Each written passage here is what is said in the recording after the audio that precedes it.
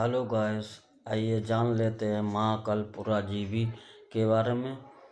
इसको प्राथमिक युग भी कहा जाता है। इसके अंतर्गत कैम्ब्रियन कल्प, ऑर्डोविशियन कल्प, सिल्यूरियन कल्प, डिवोनियन कल्प, कार्बोनिफेरस कल्प, पर्मियन कल्प। नंबर 1 है कैम्ब्रियन कल्प। इस काल में प्राचीनतम अपसादी शैलों का निर्माण कैम्ब्रियन कल्प में ही हुआ।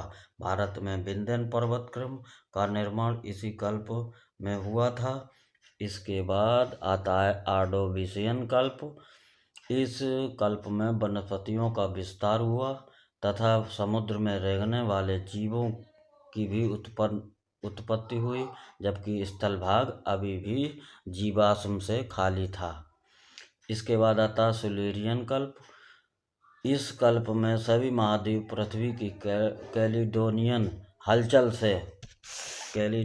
हलचल से प्रभावित हुआ। इसके बाद सिल्यूरियन कल्प में रीढ़ वाले जीवों का विस्तार मिला, इसलिए इसे रीढ़ वाले जीवों का कल्प कहा जाता है। कौन सा? सिल्यूरियन कल्प से स्टार्टिंग हुई रीढ़ वाले जीवों का। इसके बाद आता है स्कैंडिनेविया, स्कॉटलैंड के पर्वतों का निर्माण हुआ। डिवोनियन कल्प में देखिए क्या हुआ। इस कल्प में पृथ्वी की जलवायु समुद्री जीवों विशेषकर मछलियों के सर्वाधिक अनुकूल थी। इसी समय शार्क मछली का भी आविर्भाव हुआ, अतः इसे मत्स्य युग के रूप में जाना जाता है। किस कल्प को? डिवोनियन कल्प को मत्स्य युग के रूप में जाना जाता है।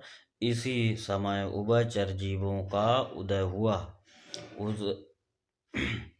फर्न वनस्पतियों की भी उत्पत्ति हुई। पौधों की ऊंचाई 40 फीट तक पहुंच गई थी। कार्बोनिफेरस कल्प, इसमें रेंगने वाले जीवों का स्थल पर आविर्भाव हुआ। इस कल्प में 100 फीट ऊंचे पेड़ की उत्पत्ति हुई, इसीलिए इसे बड़े वृक्षों ग्लेसोपिटेरस वनस्पतियों का काल भी कहा जाता है।